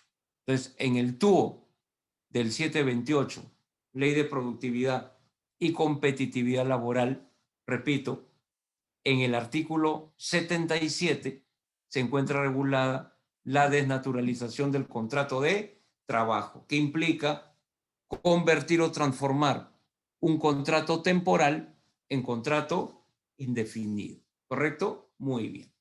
Ahora, hemos dicho que hay contratos que tienen un plazo establecido por la ley. Entonces, por ejemplo, inicio, incremento de actividad, la ley me dice claramente 3 años. Entonces, lo máximo son 3 años. Reconversión empresarial, 2 años. Pero hay otros en que la ley no me ha especificado plazo. como por ejemplo necesidad de mercado, que es el contrato más utilizado en la praxis contractual laboral, y el contrato de suplencia. Entonces, en la necesidad de mercado y en la suplencia no se me ha precisado plazo. Por lo tanto, aplico el plazo máximo que está en el artículo 74 de la 728. Por eso hay una pregunta muy reiterativa, que es la siguiente. ¿Cuál es el plazo máximo de duración de los contratos sujetos a modalidad o temporales? Repito, la pregunta es, ¿cuál es el plazo máximo de duración de los contratos sujetos a modalidad o temporales? La respuesta es 5 años. ¿Cuál es la base legal? El artículo 74 del decreto legislativo 728. Lo máximo que pueden durar estos contratos son 5 años, ¿correcto? Muy bien. Ahora, yo les estoy dejando en el PPT un esquema de los contratos, ¿no? Con su concepto y su duración máxima. Pero también quiero hacer una precisión que no quiero dejar de mencionar, por más que me esté ganando el tiempo. Hay un caso particular. El caso particular es el contrato de obra o servicio específico. Les comento. ¿Qué pasa con el contrato de obra o servicio específico? En el caso del contrato de obra o servicio específico, el año 2005-2006 aproximadamente se dio una sentencia que permitió que estos contratos pudieran extender su duración hasta 8 años. Por eso quería hacer el comentario. Por eso que en la actualidad, ojo, en la actualidad, hay jueces que aplican para el contrato de obra determinado servicio específico, le aplican el techo de los 5 años, que es lo que está establecido en la norma. Y hay otros que aplican el techo de los 8 años que está establecido en esta sentencia. ¿Y por qué estas dos posiciones? Porque después de la sentencia que salió permitiendo los 8 años, salió otra sentencia contraria que decía que hay que respetar los 5 años. Y lamentablemente, como no hay predictibilidad, no hay una coherencia en los fallos judiciales, hay jueces que aplican la sentencia de los 8 años y hay jueces que aplican la sentencia de los 5 años. Por eso quería hacer la precisión. Entonces, en conclusión, los contratos sujetos a modalidad, si estamos entendiendo bien la explicación, quiero insistir en algo. Son contratos precarios, porque tienen una fecha de inicio y una fecha de culminación. No son contratos estables. Se celebran necesariamente por escrito, ojo, y hay que poner la causalidad, o sea, hay que poner el por qué estoy celebrando ese contrato. Lo que sí ya no existe del 2016 es que ya no se registra ante el Ministerio de Trabajo. Antes se registraba y se pagaba una tasa, ya no. Pero de las normas de inspección laboral se desprende que este contrato, reitero, se tiene que celebrar por escrito. Una copia se le tiene que entregar al trabajador dentro de los 3 días hábiles de iniciada la prestación del servicio. Entonces, hay obligación de entregarle la copia de este contrato al trabajador. Si no se entrega la copia del contrato, ojo, esto es infracción laboral y es infracción laboral muy grave. Por lo tanto, tiene una multa considerable.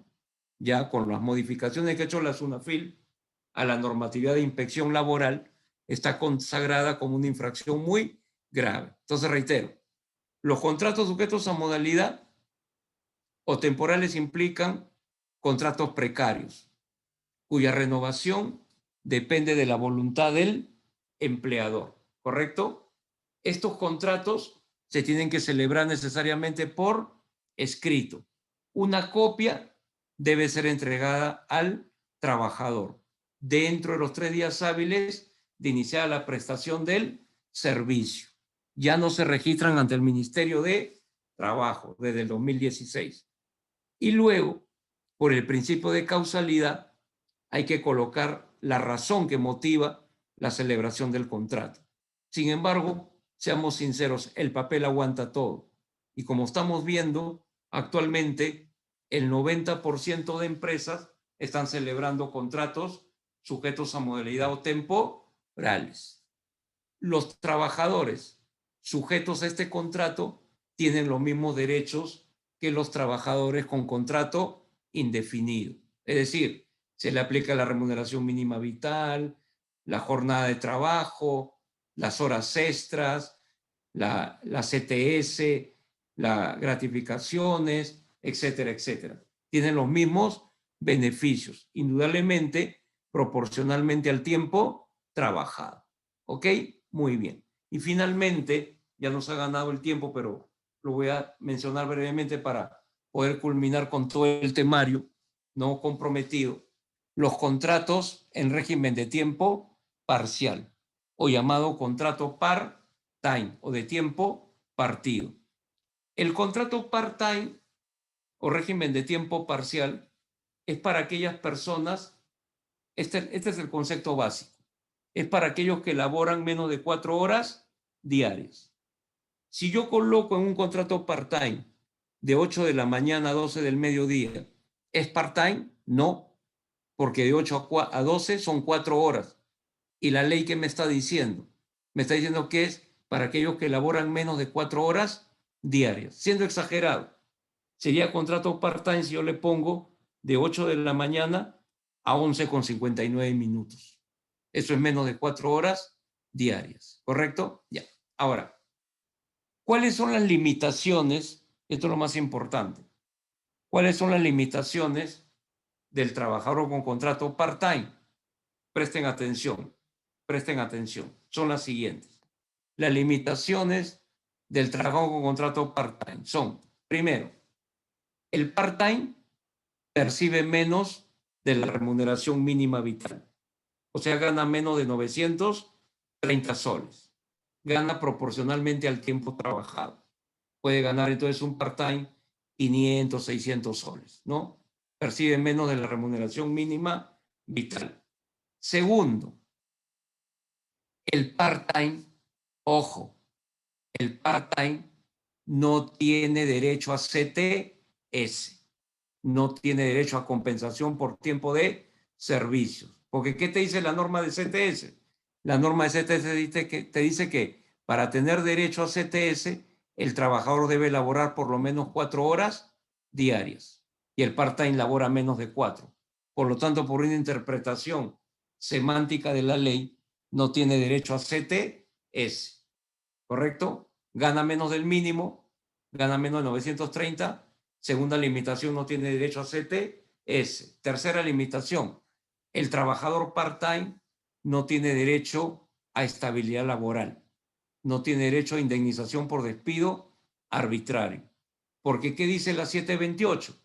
La Ley de Productividad y Competitividad Laboral, que para tener derecho a indemnización por despido arbitrario, el trabajador debe laborar por lo menos 4 horas diarias. Entonces, si el part-time labora menos de 4, no tiene derecho a estabilidad laboral. Por lo tanto, el part-time puede ser despedido en cualquier momento y no tiene opción a reclamar indemnización por despido arbitrario.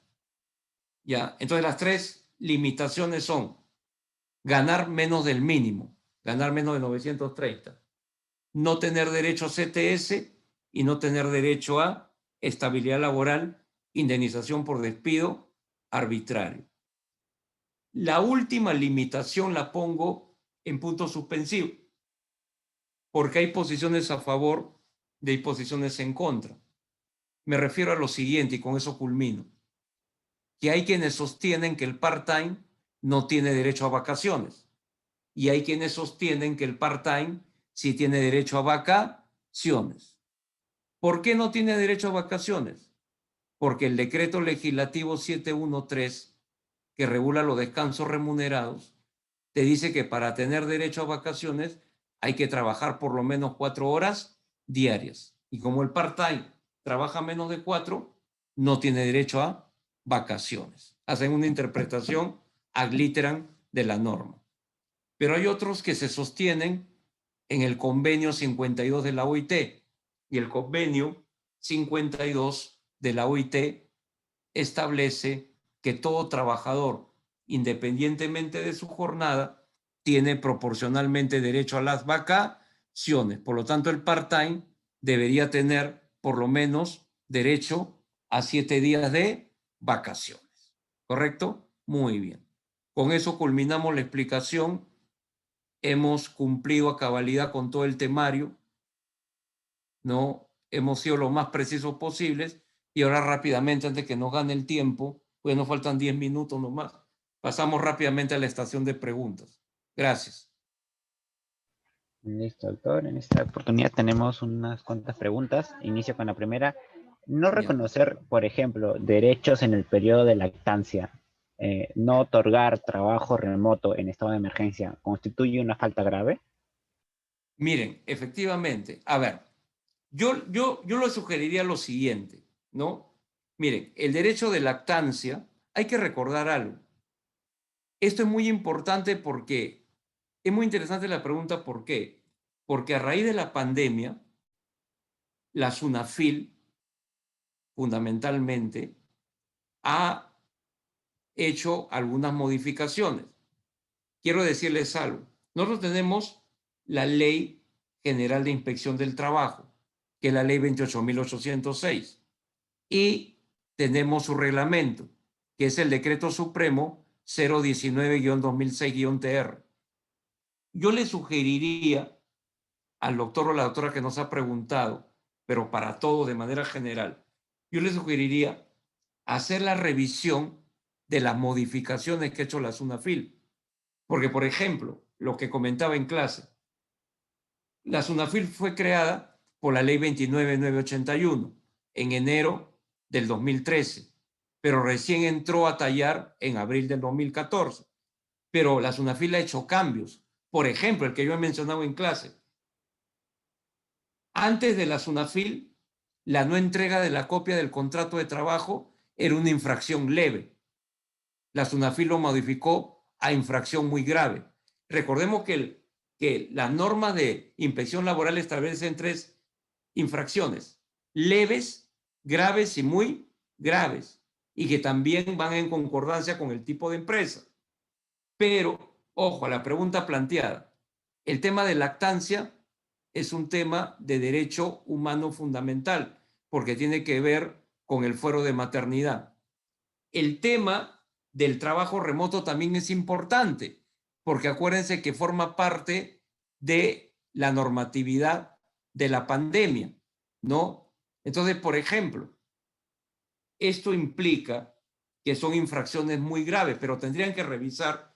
Yo les recomiendo revisar primero cómo se establece una sanción. Primero por el tipo de infracción. Ustedes van a la ley a la Ley General de Inspección del Trabajo y primero ubican la materia. Si es relación individual, no, si es relación colectiva, si es seguridad social, seguridad salud en el trabajo. Una vez que ubican la materia, ubiquen el tipo de infracción.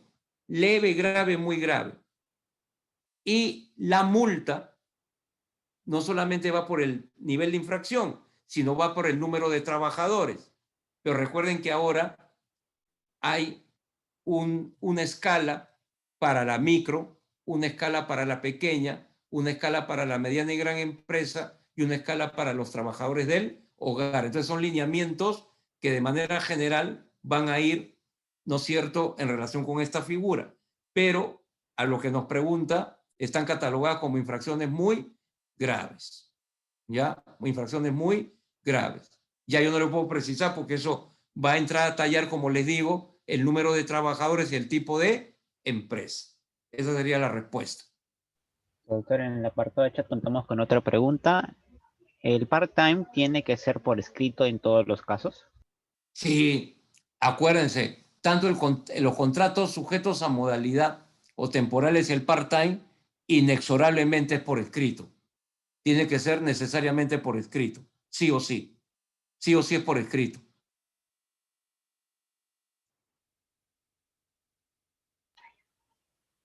Ya contamos con otra pregunta. Si me contratan a tiempo determinado y no firmo contrato en los 3 días de iniciado el servicio y me niego a firmar luego del 5.º día, el empleador el empleador me dice que me va a despedir por periodo de prueba. ¿Es legal que pueda hacer eso? Sí, lamentablemente la respuesta es sí, porque acuérdense que todo trabajador con contrato indefinido y sujeto a modalidad, los 3 primeros meses es periodo de prueba. Lamentablemente es así. Entonces, eso implica que el empleador me pueda despedir sin ningún problema los 3 primeros meses. Así como el trabajador, igualito, pues también aplica para el trabajador. Si a los 2 meses yo me doy cuenta que me aburro de este trabajo, simplemente me voy. No tengo que dar una carta de preaviso ni quedarme 30 días. O sea, el periodo de prueba se aplica tanto para el trabajador como para el empleador. Y ahorita contamos con otra pregunta. ¿Qué pasa si nunca se le hizo firmar contrato al trabajador? Después de 7 años que se podría, perdón, después de 7 años se le podría hacer firmar uno en el sentido de incorporar los pactos de exclusividad y no competencia. Lo que pasa es que es una persona. Si una persona está desarrollando una relación laboral sin contrato por escrito, lo acabo de decir y la ley va en ese sentido, es un contrato indeterminado, ¿no? Si a alguien se le quiere hacer un contrato temporal, tiene su legítimo derecho de rechazarlo. Y ese contrato temporal tampoco tendría ningún efecto, porque ya se supone que esta persona tiene cómo acreditar que su relación laboral se inició hace 7 años atrás. Por lo tanto, repito, siempre va a ser un contrato indefinido o indeterminado, ¿correcto? Esa es la presunción del artículo 4 del decreto legislativo 728. Doctor, contamos con otra pregunta. ¿El contrato a tiempo parcial tiene plazo determinado o indeterminado? Muy buena pregunta. Estimado colega o alumno que nos ha hecho esa pregunta, lea, por eso siempre les he dado los artículos, lea bien el párrafo final del artículo 4 y la 728. Si usted lee bien el párrafo final, la respuesta es que el contrato en régimen de tiempo parcial tiene la naturaleza de indefinido o indeterminado. Lamentablemente, es indefinido o indeterminado. Pues es que hay muchas personas que están con contrato en régimen de tiempo parcial. Y aprovecho para decirlo en voz alta. Muchos docentes universitarios están mucho tiempo con este contrato. Porque como son docentes que enseñan más que un aula, 2 aulas o lo mucho 3, están dentro del promedio, ¿no? Semanal de menos de 4 horas diarias y se les aplica ese contrato, ¿no? Entonces, es un contrato por naturaleza indefinido. La respuesta está en el último párrafo del artículo 4 de la 728. Listo, doctor. En el apartado de chat no contamos con más preguntas. No sé si algún alumno gusta activar su micrófono para formular alguna.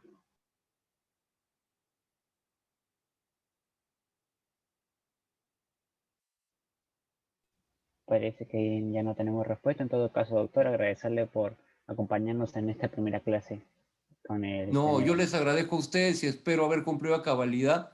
Lo importante es que hemos tocado todos los temas y ahí en el PPT les estoy alcanzando un esquema de los contratos sujetos a modalidad. Gracias por todo, muy amables. Gracias, es una nueva oportunidad.